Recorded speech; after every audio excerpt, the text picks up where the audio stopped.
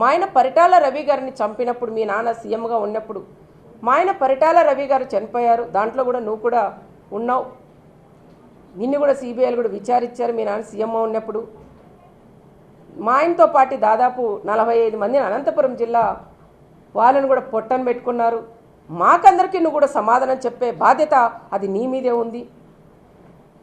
అదే కాకుండా చాలా వరకు మన ఇక్కడ చూస్తే మహేశ్వర్ రెడ్డి అని తోపుదుర్తికి సంబంధించిన మహేశ్వర్ రెడ్డి మీ తోపు ఎమ్మెల్యే వాళ్ళ ఊరు మాజీ ఎమ్మెల్యే ఊరు మహేశ్వర్ రెడ్డిని కూడా అతి దారుణంగా చంపి రైలు పట్టాల మీద కూడా వేసినది మీ తోపు బ్రదర్సు.